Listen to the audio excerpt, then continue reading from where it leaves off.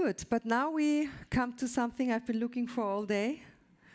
And 3 people are joining us on stage who see the intersection of AI, leadership, and organizational change from very different points.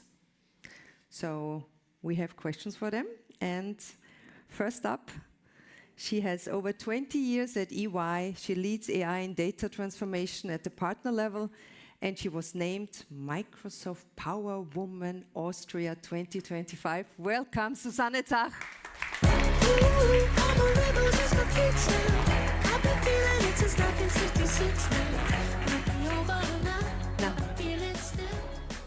Kannst den mittleren Sitz nehmen. Sehr gut. Good. Second, he spent 2 decades advising on strategy and AI at Allianz Group. And you heard his keynote this morning. Who is it? Who was here this morning? He agreed to stay, get more questions this afternoon. Thank you, Heiko Müller.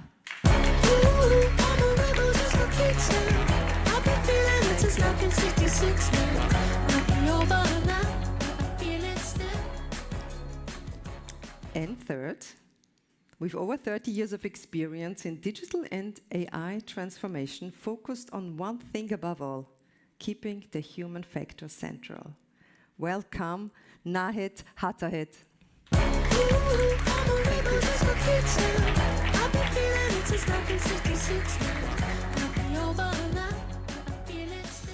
Great to have you here.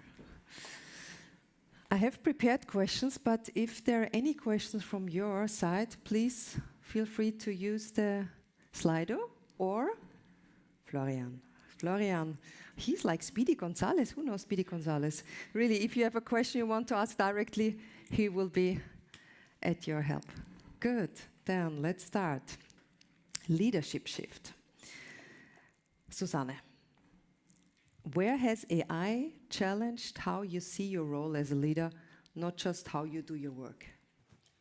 Yeah, I think after 25 years at EY and being a partner, AI has changed my leadership role tremendously or fundamentally because, as you may know, partners at EY and other Big Four, I think, are very good in managing people.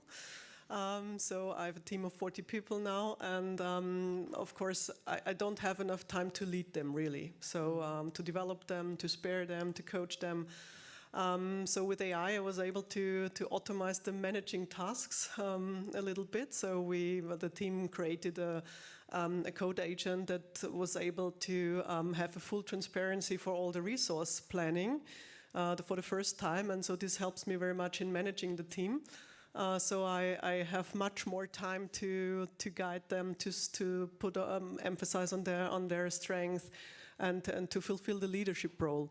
And maybe another aspect, we are doing a survey every year in Europe. This is a AI barometer, and the last time it showed that 70% of all the employees are using AI in their daily work, but only 19% really feel sufficiently trained. So there is a huge gap, I would say, and this is definitely our leadership task, which we have to fulfill. So I also motivate my team to do their work with AI, to use it in their every day, to use it in their daily work, to have better quality and also to have more time for personal interactions.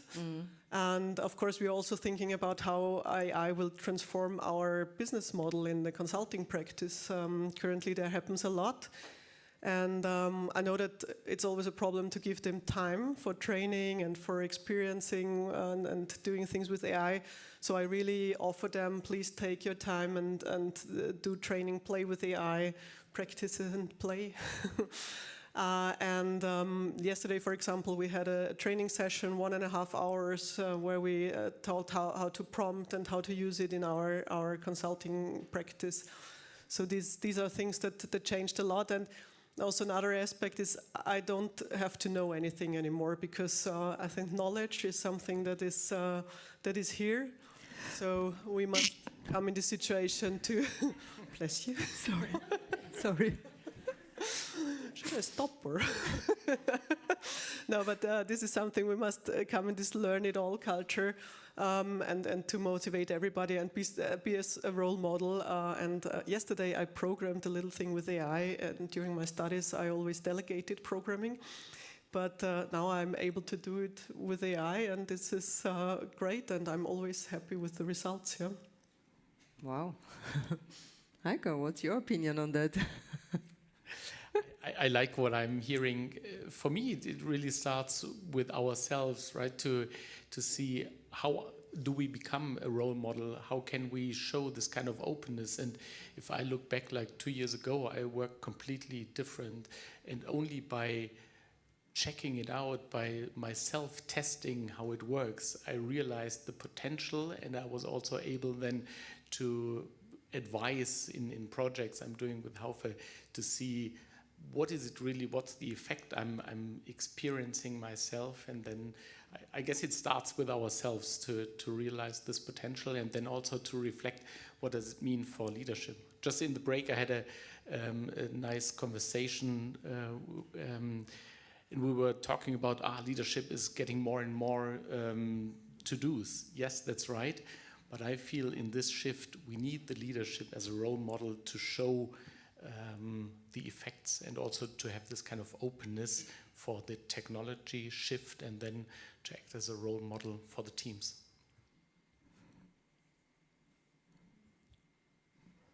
Are you all agreeing to the same, or is this a fighting discussion? Nahed, what is your opinion on that? I'm not here to fight. No. I would say, for me, artificial intelligence is more than a tool. It's a new ecosystem. It's something like the internet, or something like the invention of power. So I see that we are at the very, very, very beginning of a new decade and era. So it will change absolutely everything in a company. And so for me, it's very important that we switch to the rethinking mode. So we have to rethink everything, all our processes, all our rules, and that means also a big shift for leadership, because the people need in an uncertain world in there we are orientation. And it's not only about managing people or setting goals, it's more because people need orientation, and of course, if systems like agentic AI and so on helps us making decision and making maybe the better decision, so we have also to describe the kind of how decisions are made by these systems. So I think leadership is more people management, more checking out an AI culture, so as you mentioned, yeah. And of course, finding out or pushing the way how systems make decisions and understand that. So it's absolutely more, it's more than, I would say it's a human judgment, and we don't allowed to lose that. That's very important for me. So it's so as you know me, it's always about the human, and I think the solution for AI is also a very human one. So that would I say to that.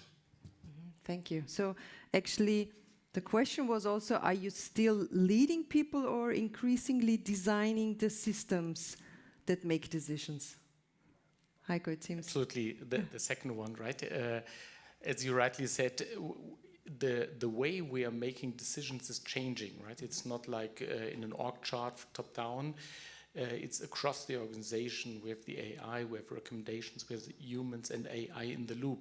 That's why the entire logic for decision making is changing, and that needs to shift into how organizations and the organizational logic is also shifting. So we need to mentally rethink how we build the organization, and that's for the leadership a major task, to moderate and to orchestrate this kind of change and to move more towards a decision-making system, an organizational system.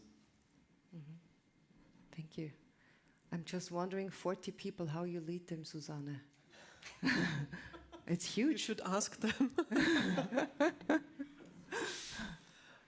Yeah, I try to guide them, as I've mentioned, as a role model. Yeah. But regarding the decisions, yeah, I always say, of course, I use AI for the decision preparation very much in my personal life, a private life, and also in the company.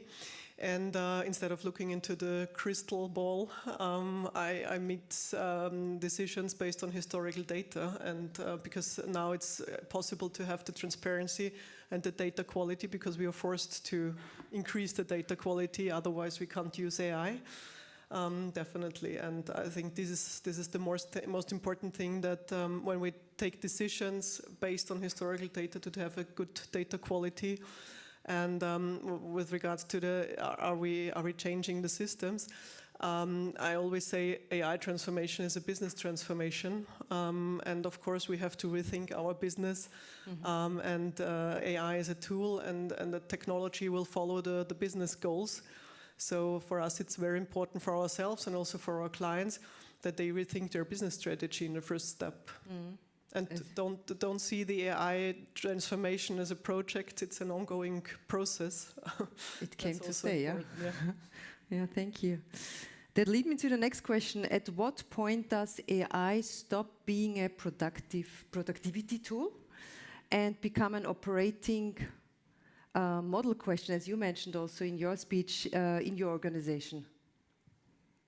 Heiko, maybe you start. Happy to start. For me, it's important first to answer, where do I use the AI for? And Susanne just mentioned, for me, it's much more to have the goal, the North Star, where are we heading? That's what needs to remain with the humans, because it's a normative model. So once I designed this, or once I have clarity on the goal, then I can use AI on the operational logic and to make it faster, better, more efficient. But I would clearly distinguish between where to use AI, and then it also fits into the logic of the organization. Yeah, I can agree this. For me, I think it's also a little bit more, because artificial intelligence is something like a digital counterpart. Yeah? It's something like a digital employee for the future. And so it drives really a new kind of culture, because decisions are made by systems. We have sparring partners, and can really talk to the systems. And in the near future, we will have avatars with real-time artificial intelligence. So they will have facial emotions. We can talk to them in a Teams meeting, and they will really support us like a human being. But it's not a human being; it's an algorithmic thing. And I think in the future we have to look behind the scenes, because it's very hard to get the real decision, and that's what I mean. And I wanted to repeat it. It's more about human judgment, yeah? Because artificial intelligence make a decision, and the leaderships have normally in companies unclear ownership. They have weak use cases. And as I have seen in the workshop from Mr. Watheiser, it's absolutely about use cases, and check out where are the dangerous parts when systems make decisions. So we have really to look behind the scenes. And as you mentioned, we have also look inside the data, and that's the future know-how also for leadership, that they know how the system runs, that they design the systems for decisions, and they understand that, because if a leadership or a leader comes in the room, the decision is done by humans and artificial intelligence. So it's very important that he know how the decision comes, and can bring it to reality, because artificial intelligence is not living in the real world. Artificial intelligence has no feelings, and I think that's the future skills of leadership. Thank you very much. Susanne, from your client experience, where do you see companies underestimate this shift? What we see on the market is this typical pattern, like many pilot projects, no scalability, and focus on process automation, process optimization, but not on real transformation and business transformation. And I think the reason for that is this missing governance and this missing operating model, that they don't have the data quality, the data in the right quality and availability, that they don't have really upskilling strategies for the people, that they roll out AI without any enablement programs, that they don't have a clear governance with roles, responsibilities. And this is something we see on the market, where they always say we want to see some results. Yeah, I always say it's a defense and offensive topic. So offense is clear. We see the value of AI. But the defense, the work that has to be done behind, having the data clear, having responsibilities, they don't put much emphasis on that because they don't see the value directly. But it's definitely homework that has to be done. And I think this is estimated, and also for us, yeah, we are driving forward all AI initiatives as EY. But I said we must have a governance because I don't want to have idle solutions. The AI Act is a topic that is forcing us to do the inventory, and I think the regulation is fine, and we should not only rely on the regulation, but also for a reputation. We need this this transparency about our AI solutions. Thank you. If an AI-supported decision goes wrong, who takes or should take responsibility from your point of view? Hopefully a human, yeah, because a human in the loop doesn't not mean that we click a decision away from artificial intelligence. Yeah? So that's what I mean, that we have to check out the background. Yeah? And I give an example for our homework, what a lot of companies didn't done or have done. Is something like, change management. And change management is done by a lot of companies, but only on documents and written processes. And a lot of companies don't have a change management culture. So in the area where we are, where we have a lot of changes in our time, they didn't have done their homework. And also, as you mentioned, in data quality, the most companies have not the right data, so that they have the possibility to make good AI decisions. Yeah? And also, if you look at modern collaboration work, a lot of companies try to solve the problem with technology, like Microsoft Teams. Microsoft Teams has focused to chat component, and a lot of companies are sending emails internally, even if they are talking about modern work and productive work. And I think that's the main point.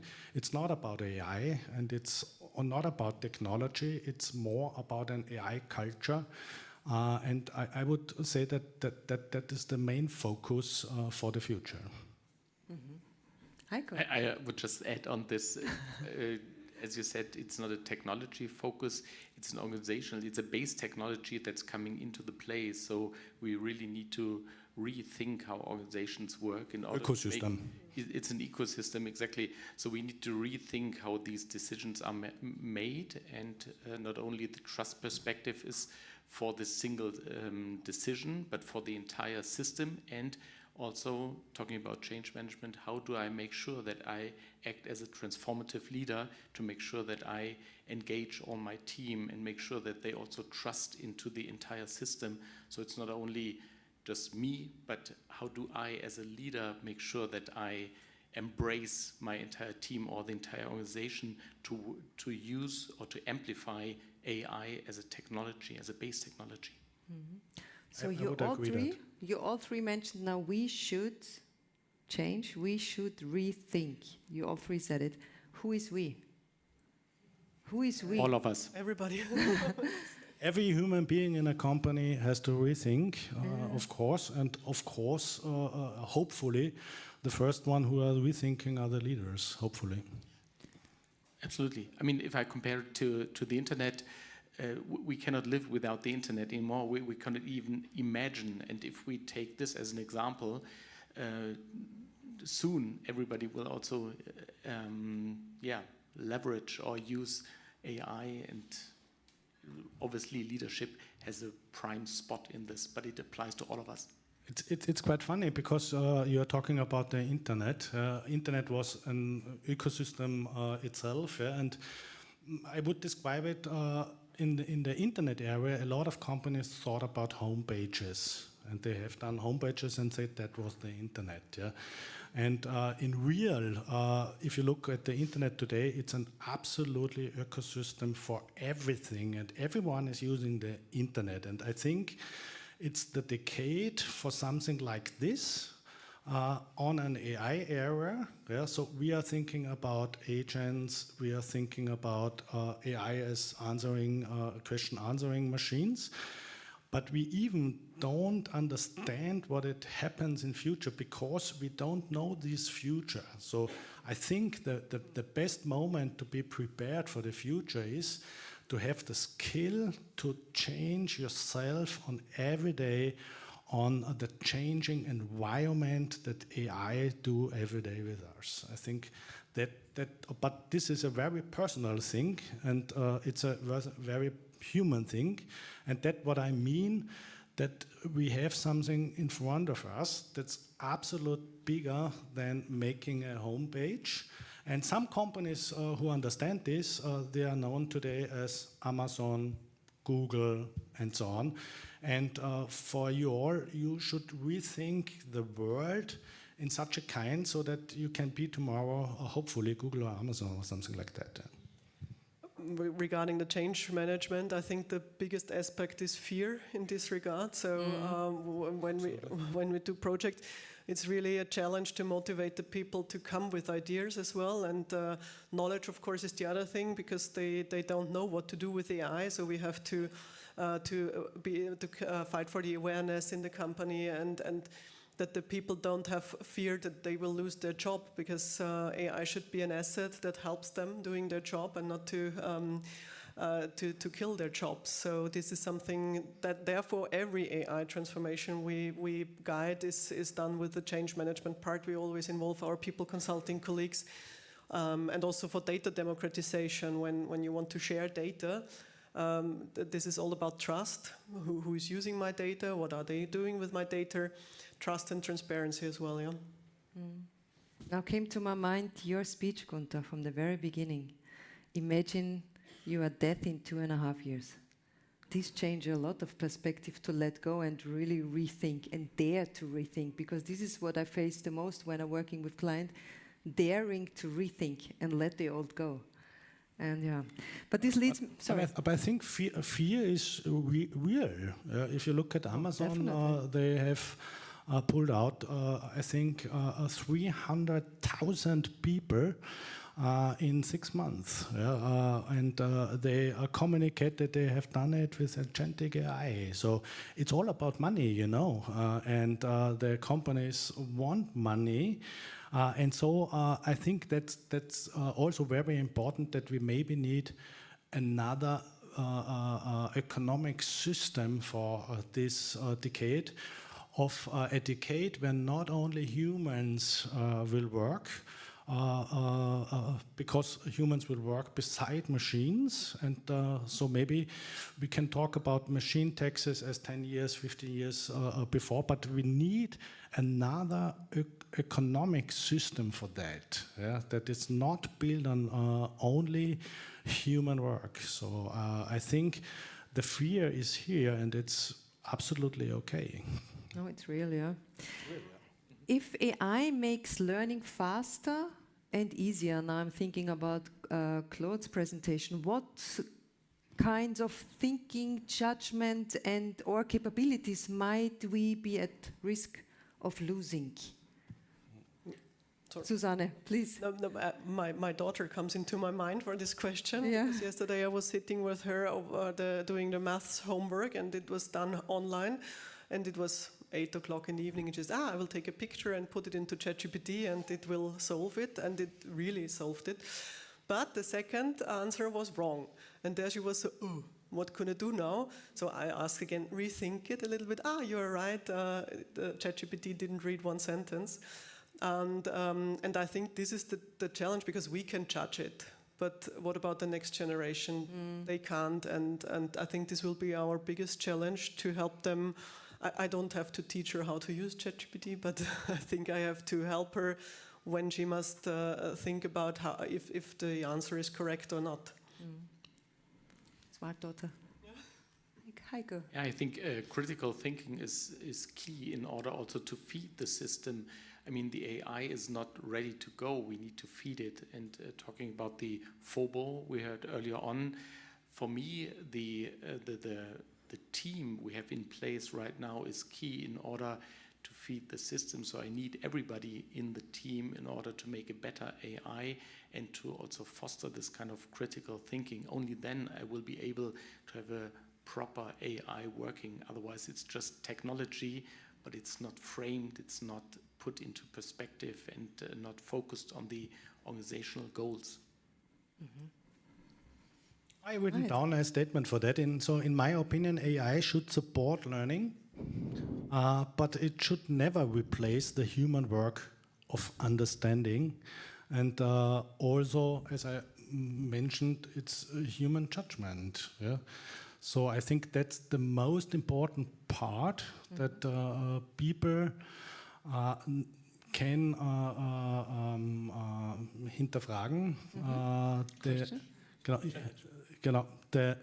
check the answers of artificial intelligence. Just get started right now. That's what I described with human judgment, and I think that's the future skill, so that people learn how that an AI answer must not the right answer for the real life or for a real company, because AI is living in a machine. It doesn't know about the ecosystem. It knows a lot about us already. Of course, yeah.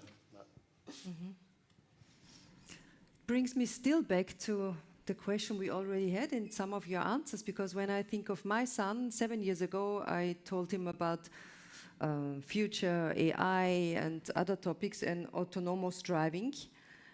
And last year he turned 18 and he said, no, I don't make a driving license. For what? Yeah, it's a good idea. For what? So. But they have autonomous driving when you drive.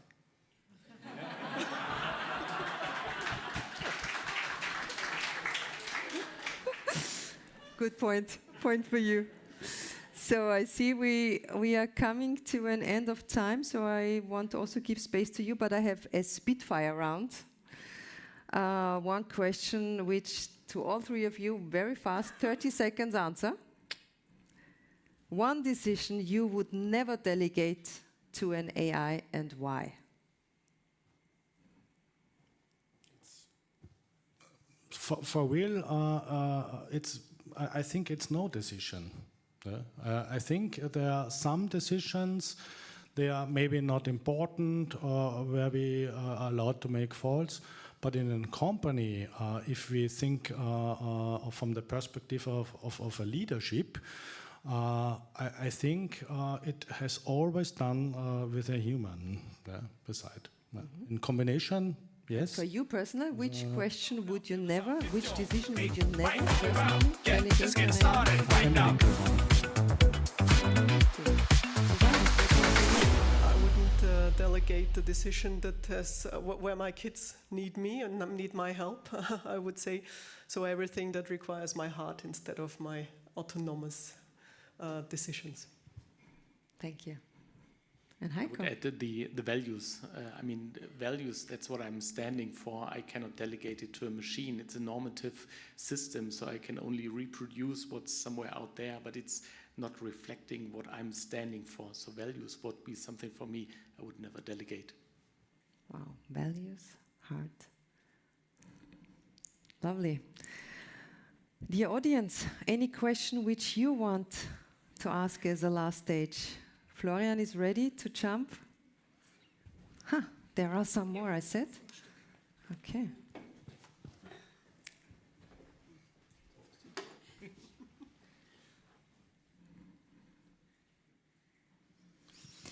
Who changes the organization and in which direction? This seems to be a huge challenge in times of organizational uncertainty.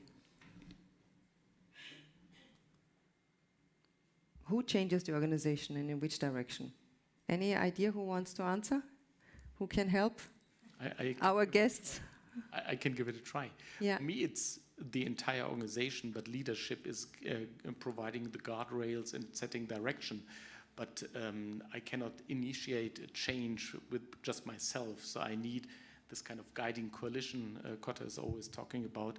And for me, it starts with an initiative and heavily supported by leadership, but then to drive it more throughout the organization. I have a more simple answer. Yeah. It's you.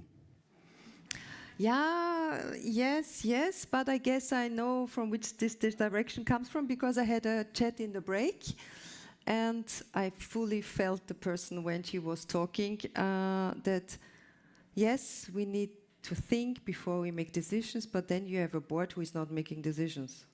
So at the end, when you're in a big organization, you is just one piece of somewhere.